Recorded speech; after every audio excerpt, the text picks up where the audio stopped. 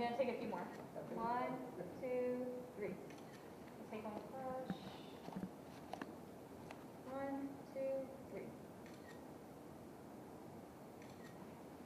The flash go off? No. No? The second time. Do one more. Are you good? Okay. I'm going to do one more. All right. 1, 2, 3.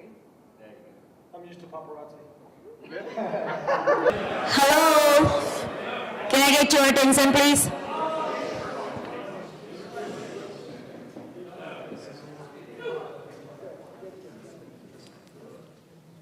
Thank you. Welcome and thank you for joining us today for the Northwest Regional Conference and Trade Show. My name is Komal Tina Patel.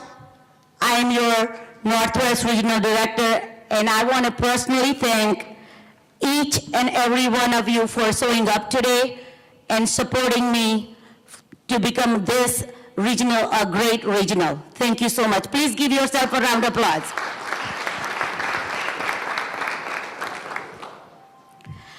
I would like to start thanking our sponsor.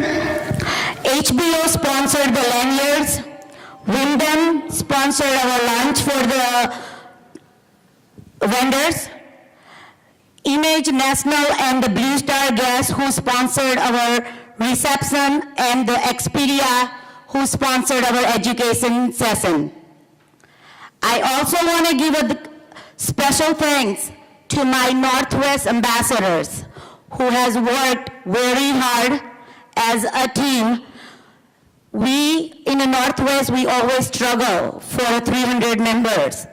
There was a time we were in a promotion, they put us on a wait that we did not meet our 300 members.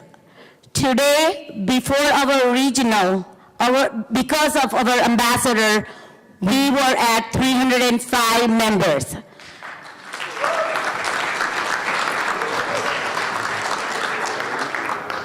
And today, we had extra 25 people signed up for the membership. And I really want to thank each and every one of you for joining and believing in AAHOA. Thank you for believing in me. Thank you. I'm going to have my ambassador come up here, one by one. Poonam Patel from Vancouver, Washington. Oh, I forgot Shiren. Shiren Patel, our young ambassador, sorry.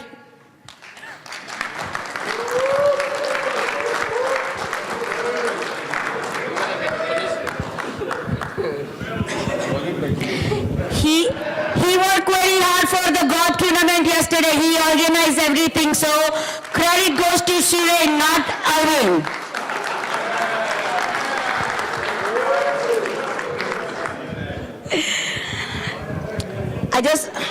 I need.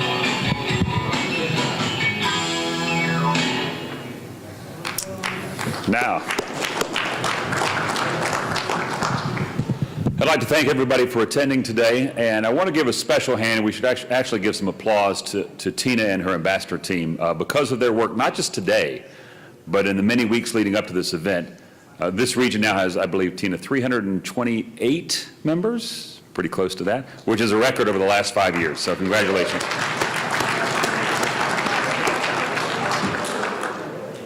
One of the great things about having a large group of hotel owners is the immense economic power that you have in certain areas, clearly here in Portland and in Vancouver. And with that, you get to meet a lot of people and form a lot of good friendships. And one of the things that AAHOA has done over the last 2 years particularly well is to begin to build friendships with people in elected office, because there's no better friend to have than someone who's in elected office. And today we have a gentleman with us who is no stranger to AAHOA, so I want to bring him up here for just a few minutes. Tim Levitt is employed by PBS Engineering and Environmental. He was appointed to the City Council in January of 2003 and elected to full terms in November of 2003 and 2007.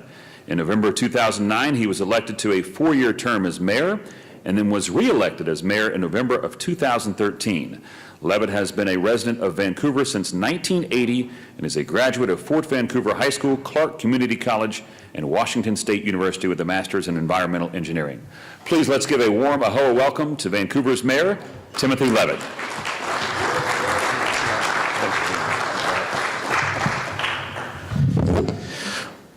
Well, good evening, ladies and gentlemen. It's a great pleasure for me to be here and welcome you back to Vancouver. I am so happy that you are back here at the Hilton. It almost broke my heart that you left and went across the river. As mayor, I'm fortunate to be able to get out in the summertime and play golf with my friends. But as my golf partners will attest, and I don't think any of them are here today, fortunately, my golf game doesn't reflect how much I actually play. I should be much better than I am. But I want to thank you all for choosing Persimmon, because the last time I played Persimmon Country Club was the last time AAHOA had its golf tournament there. And I don't remember much about that first time that we played, because I know I was way worse.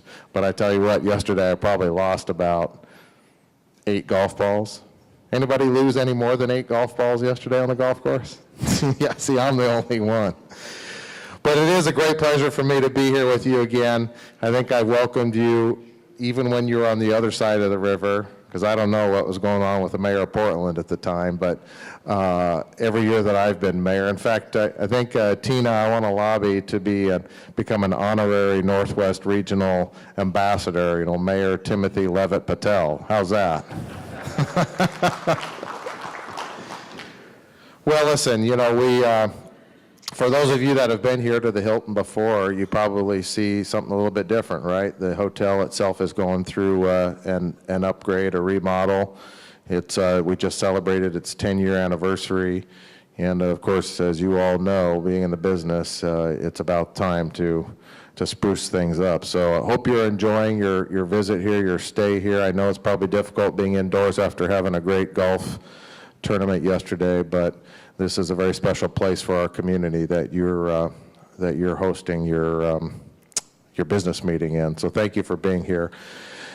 I guess I just want to reiterate a few things that you heard in the video. For those of us in elected office, right, we can't be the masters of everything. We can't be knowledgeable about every single subject that comes our way. So it's very important that you have a united advocacy for the issues that are important to you.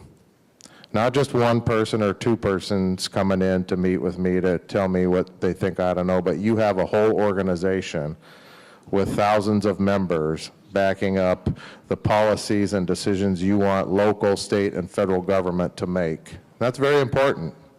The more voices you have, the stronger your message is, because the fact is that you can influence the direction of elections, right? You support candidates that support your issues.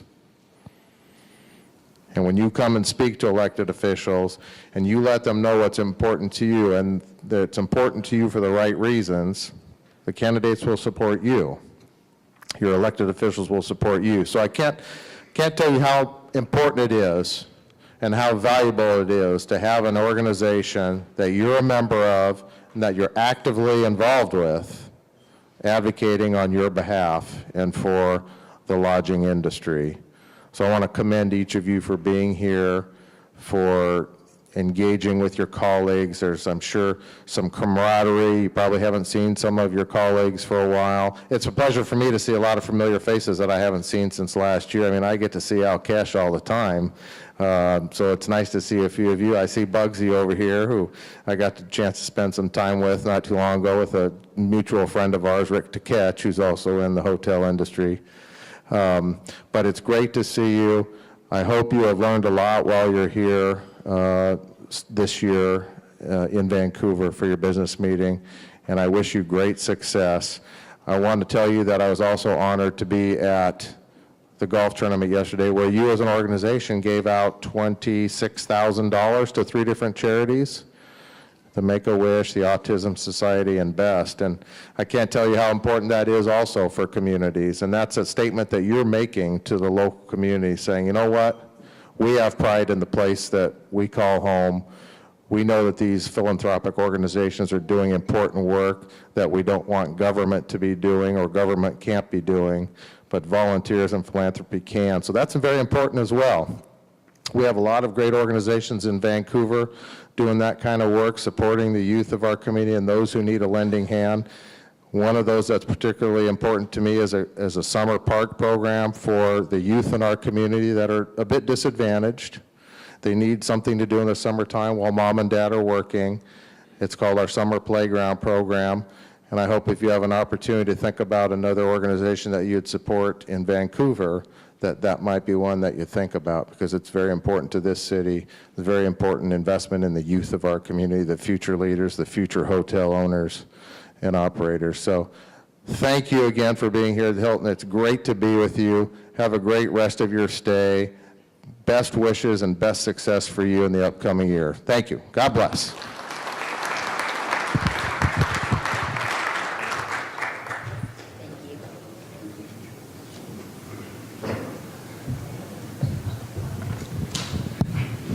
Thank you, Tim. I just want to tell you that AAHOA is very proud to donate to your park and recreation project, summer project, $500 to your project. So we'll be sending a check out to you soon. Okay.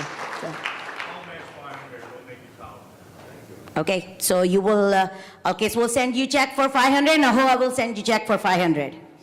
Just to be clear. Hang around long enough, we could raise some more. A few years ago, when we really began to do our work, switch to this mic here, in Washington, D.C., I remember our chairman at that time was Alkesh Patel, and he did a fantastic job, and he came to us and he said, you know, you guys really need to invest in this very young lady from the state of Washington who just got elected to Congress, and she was 31 years old when she got elected to Congress, which is an amazing feat. But Congresswoman Jamie Herrera Butler has since then become one of the best friends that AAHOA has on Capitol Hill. For those of you who go to Washington, D.C. on our legislative days, you know that her office always takes our meetings, and she's really one of the most responsive members on the Hill. Anytime we have an issue, she personally takes that issue and works on it, and we can't thank her enough. We asked her to do a video for us, and of course, as she always does, she said yes. So we have a video from Congresswoman Jamie Herrera Butler. I want to thank Arvind Patel for making the yesterday. We have collected close to $30,000 for our fundraising. We have given to make a WIS Foundation and also $100 for the autism. And I think everybody who played a golf or came to the dinner and participate in that event, Arvind, thank you for making that event successful. Take a credit. I'd like this. Greg Schwartz will be sponsoring the shirts next year.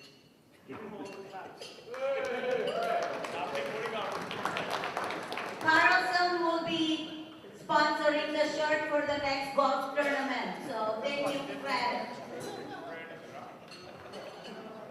The ambassadors being a key to the growth of this region. This is probably the first time that I've been to the region where you've already passed the 300 member mark before getting here. So again, that's attribute a lot of that to not only the ambassadors, the regional director, but also the AAHOA staff, who we now have 5 people in membership who are continually working, and of course our DALs, as well as other members of the board who've helped. So again, we've seen a lot of growth. We've seen a lot of changes. Irvin Bai was here for 6 years as a regional director. I think this is the first time it's already been over 300 members. Just saying. Thank you. But then, I'm going home after this, so I don't have to worry about it. So again, no, we're well on our path to beating the 15,000 member mark, what is our goal for this year. 14,500 last year. You probably saw those numbers many times. We're well on our way. We're paced ahead of beating, so we should beat the 15,000 member mark as we continue to grow this association. And we are truly the voice of owners within the industry. A couple of initiatives that we've been working on are the reasons why we're seeing a lot of this growth. There's a lot of different factors that have led to this growth, and this is one of the original regions for AAHOA. And so it was always important for us to make sure that we maintain this as one of the regions. It was one of the original, I think, 16 or 14, whatever regions they had back 20-some years ago, 25, 26 years ago now. So it's very important. Your participation in this meeting is very important. Your participation in our trade show is equally important, because we have to make sure that anything we do, we need to make sure our vendor partners, who are the reason that we're truly here today to have this stage in this venue, have these meetings. So we have to make sure we support our vendor partners at all times. One of our biggest vendor partners was here, Chase Payment Tech. I think Fahim Khan was here. So thank you, Mr. Khan, for all the stuff that Chase does. Gives us the ability to serve our members' needs. Gives us, of course, a nice big budget, so we greatly appreciate that. And along with the other vendor partners that are in the room, we appreciate your participation throughout the years, making us who we are today. Another thing that we actually began a path on in the last 2 to 3 years was building strong coalitions. So we're working with our vendors. Sometimes you could even have a coalition partner that's a vendor, but we've had a lot of new relationships that were built with AHLA, CDW, Job Creators Network, USIBC. Some of these, if you're ambassadors, you may have even heard those names, because we participate with them in DC sometimes. So again, this coalition building gives us the ability to represent the lodging industry and move the industry forward to where we'd like to see it go. We want to continue to be part of the industry, and building these coalitions helps make that happen. There's a number of items that our vice chairman and our president will go over with things that we're working on or issues that we're working on in DC, and those issues, we move those forward with those coalition partnerships. So I want to touch on 4 initiatives that we've been working on, and some of them have been started, a year or 2 ago, but this year we're actually able to move these initiatives forward. One being an initiative to try to make sure our name is becoming more mainstream within the industry. We have 20 trade show events. Obviously, they're regional meetings, but the trade show event we're trying to promote outside of our own AAHOA membership. And the goal is to make sure organizations like, if there is OHLA, I don't know exactly who we have here, but you have these state associations, you have the CVBs, you got the Chamber of Commerce's, and many regions even have a tourism alliance. The objective is to make sure they get to see what AAHOA is about, and especially visit our trade show. Because a lot of times when you go to mid-sized cities, smaller cities, even the large cities, we're the only organization that brings a trade show to those areas. It gives people the opportunity to spend some money, shop, and the benefit to us is it helps our vendors, which in turn helps us as an association. Because again, I keep pointing this out, that without our vendors and their investment, as our president calls our investors, without them investing in us and you participating with them, none of this is possible. The other benefit to trying to get folks from outside of our own home or outside of our AAHOA membership is gives us a larger platform of folks that we can reach out to when there's something, whether it's an issue related to the lodging industry, it could even be a local issue regarding something that's taking place. It gives you a larger reach. So now we have a larger reach of folks that we can reach out to.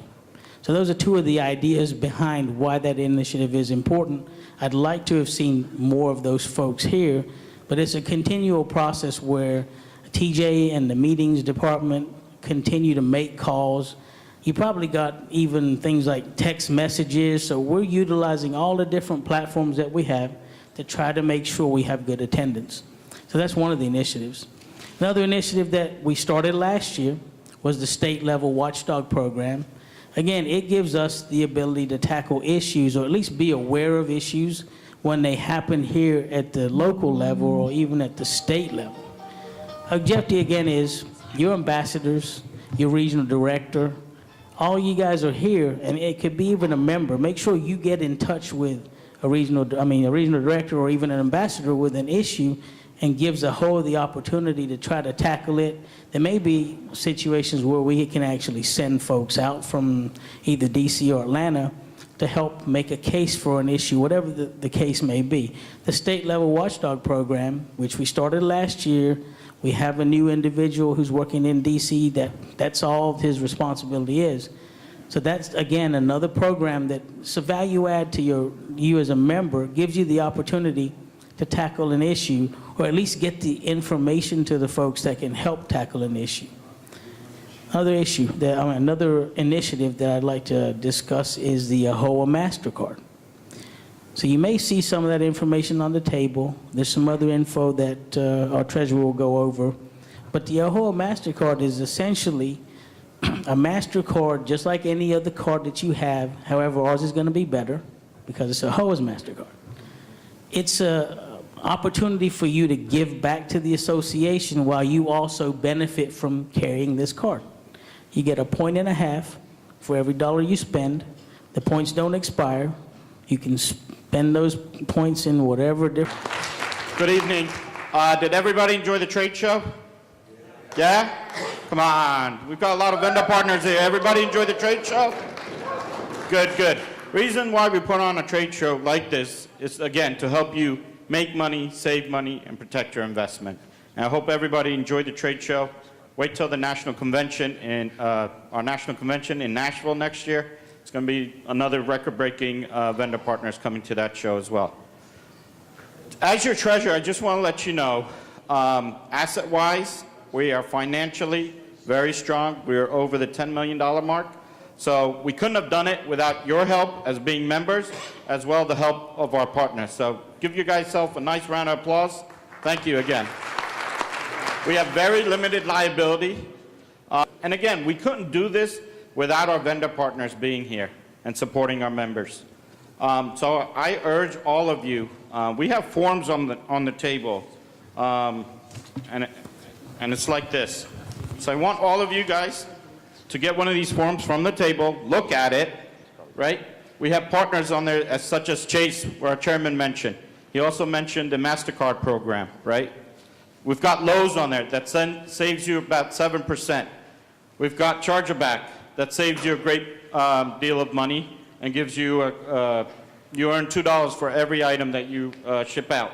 We've got savings with UPS. You save 35% with UPS. We have HBO. If anybody signed a new agreement with DirecTV, Dish Network, or cable company, and you have HBO in your rooms, you get a refund of between $7 to $10. We have Sam's Club. I know you don't have many Sam's Club around here, but there's a value add there because if you renew your membership, you get $10 there, and if you sign up for a new membership or the Plus membership, you get $25 gift card there. Also, we're working on with a new company. It's called Avenger. We'll get more details out on that. And then PepsiCo. Kuntesh was just here. Sign up with PepsiCo. You get rebates back on the products that you buy, as well as savings for the snack products as well. So I urge all of you to fill out this form. We're going to have our ambassadors go around and pick this up. You've got pens on your table, on the tables. Check the ones that put your member number on there, your name, and check the boxes that you think you would be interested in. I urge all of you, please, we need to get at least 30, 40, if not more, maybe the 100% from this room. But these is free to you, it costs no money, and it's great savings for you. So I urge all of you, again, to fill this out. Now I'm going to pass it on to our Secretary, Hitesh Patel. Thank you, Mr. Treasurer. AAHOA is committed to providing all AAHOA members the best educational sessions at all our events. We want to make sure that each member is a better and effective hotel owner and operator. One of the programs that we offer is our CHO program. The CHO program is a 5-day program consisting of 9 distinct modules. The modules range from operations, leadership, to human resources. Also, we provide 20 regional meetings throughout the year for our members to attend.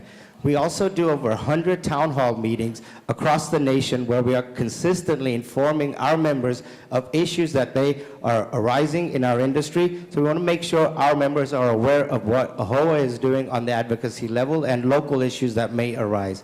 We also are hosting our women's conference this year in October in Dallas, Texas. So I urge you to come to Dallas, Texas and take advantage of the women's conference.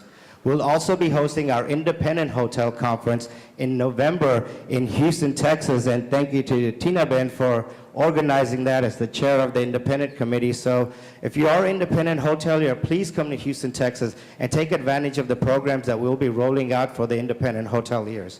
We also will be hosting our annual convention next year. So if you are not a member, please become a member. And if you're a regular member, convert over to a lifetime member because the board unanimously has approved for the next 2 years get free complimentary registration to our convention.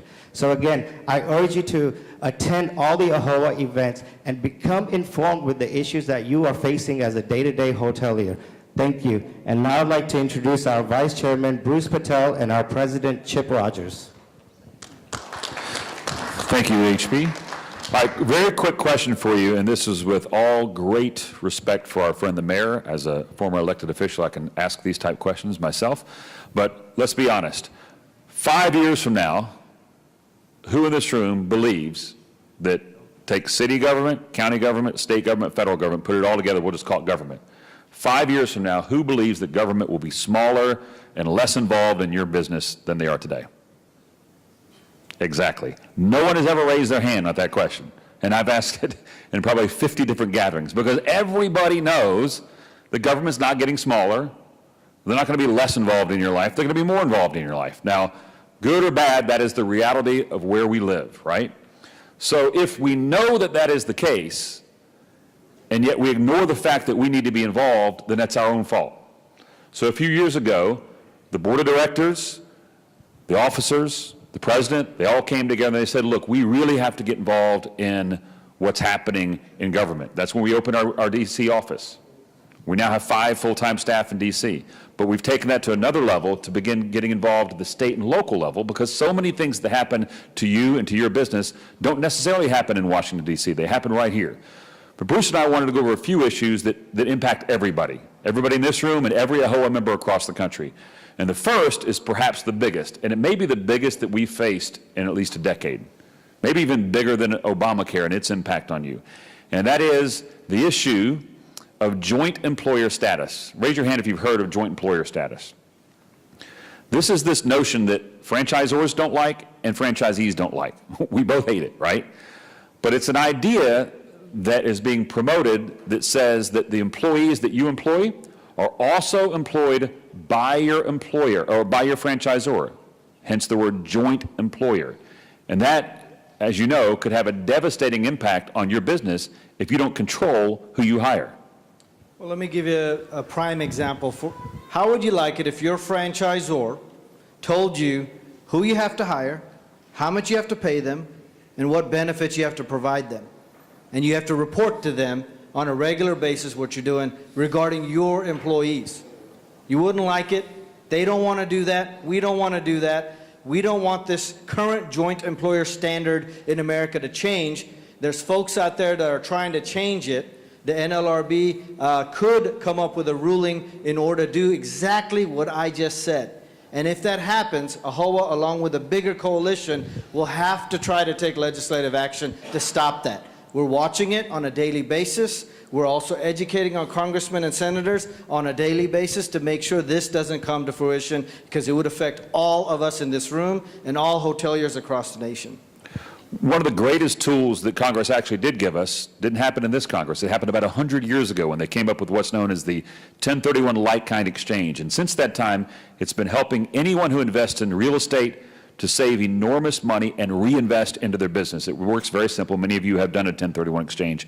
When you sell a property, you can roll the proceeds of that sale into the next property and prevent yourself from paying the capital gains tax at that time. It delays it until at some point you cash out.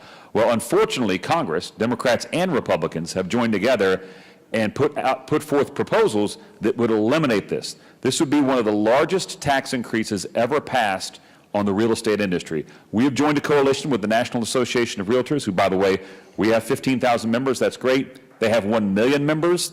That's pretty strong. We've joined a coalition with them to help stop this, because this is something you're not going to read about in the news until it happens. And the next time you go sell a piece of property, you're going to get hit with a very large tax bill if this provision goes away. Yeah, and in trying to be proactive, AAHOA is taking the lead on this and trying to educate all 435 offices in Congress and the 100 Senate offices to say, when you guys talk about tax reform, don't cut the 1031 exchange program. As a matter of fact, AAHOA participated in a study conducted by Penn State that showed that the average investor who takes their 1031 proceeds and puts it in a new investment, they cash out after that first time that they use it, thereby paying their taxes and also contributing to their local economy. So that's a win-win. We're trying to educate members of Congress of this and not to cut this in their upcoming tax reform bills. The next one's real quick and just common sense. Does anyone in here think that a full week of work is 30 hours? Of course not. No one thinks that. Only in Washington, D.C. could they come up with something as silly as that. Maybe Paris, France. But Washington, D.C. and France, they're the only ones that think you work 30 hours a week, right? So there's legislation out there, Democrats and Republicans alike have joined to support restoring the full week of work to 40 hours as it pertains to national health care. I don't know how you could even explain this. We've asked congressmen, Democrats and Republicans, how'd you guys come up with a 30-hour work week as defined it as full-time? And I don't know that any congressman could give us a straight answer. Yet Not with a straight face. Yeah, and some of them voted for the bill. So we're trying to convert this back to just a common sense approach to doing business. That's the easiest way I can explain this. The next one is one that is afflicting really the west coast of the United States, which, of course, everybody in this room has to deal with that, and that is the extreme wage increases. And we need to be real honest, because we hear elected officials sometimes tell us that we need to raise the wage to $12, $15, whatever they come up with. The fact of the matter is the real wage, the real minimum wage in America is zero. Because if you lose your job, which is exactly what's been happening in Seattle because the minimum wage went up too high, your wage now becomes zero. Right? So when they talk about what the minimum wage is, it's really zero, because some people will lose their job. Everybody knows that.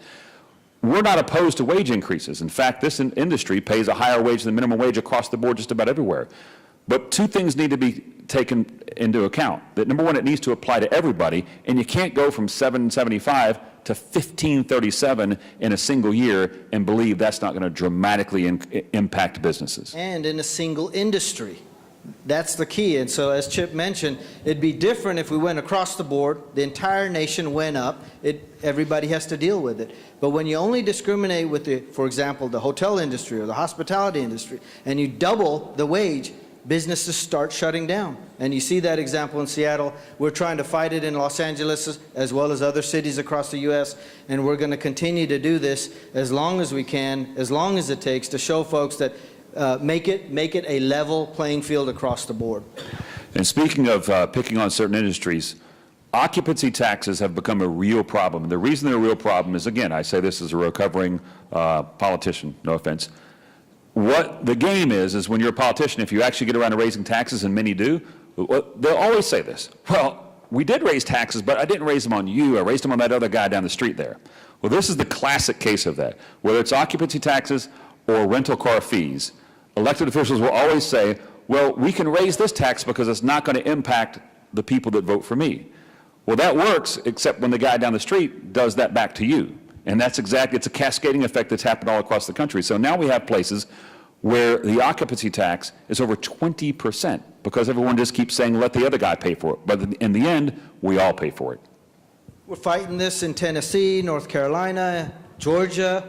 One of the reasons for actually having the state watchdog program of AAHOA is so folks like yourself and ambassadors and regional directors can get informed on what's going on locally. And if you see some talk or discussion of occupancy tax increase, either in your local area or your state, we want to act immediately. We don't want it to be too late and then be reactive. And that's the reason why the state watchdog program is essential for us to be to stay ahead of the game. One last thing on that particular topic is where you have occupancy taxes, and they're not going away, one thing we ought to demand as hoteliers is that we have a seat at the table on how that money is being spent. In far too many places, the occupancy tax just simply goes into the general fund and is spent on things that have nothing to do with tourism or driving more people to the location. ADA lawsuits. Be glad you're not in Arizona right now because it's 110 degrees, but also be glad you're not there because a couple of weeks ago, in a 7-day span, there were about 75 hoteliers that were hit with ADA lawsuits. Most all of those lawsuits were pertaining to pool lifts. Now, what did the lawyers want? Did they really have this great concern that the hotel was out of compliance and that people with disabilities couldn't stay there? No, that's not what they were asking for. They filed a lawsuit and they followed it up with an option or an offer to settle anywhere to from $5,000 to $7,000. So they're just out there throwing out lawsuits trying to make money. But Arizona is not the only place this has happened. It's happened in Texas, it's happened in New York, it's happened in Tennessee, and believe me, it will happen here. One of the things that we do on the AAHOA side is help try to give you the information to prevent you getting hit from these lawsuits. So please, if you believe that you may be out of ADA compliance, let us know. We'll send you the best practices and information to help get you back into compliance so you don't get hit with one of these ridiculous lawsuits. It's very important to stay compliant, number one. That's how you be proactive. But then number two, once you are compliant, you need to train your staff on what compliance means. So if you get your night auditor gets a call at 2 a.m., and then that night auditor says an answer that doesn't make sense to the other guy on the phone who could be an attorney, you get a lawsuit. And it may be so frivolous that you were actually compliant. So make sure, A, get compliant, get the checklist you need, contact AAHOA for that checklist, then train your staff on that checklist to let them know that we are compliant, particularly, for example, on pool lifts and what that means to an ADA person. And one last issue. How many in here have heard of Airbnb? If I'd asked you that question 5 years ago, probably no one would have raised their hand. But the fact of the matter is, Airbnb is getting bigger and stronger. If you took out your phone right now and did an Airbnb search on either Vancouver, Washington, or Portland, Oregon, you will probably find hundreds of rooms that are available for rent tonight.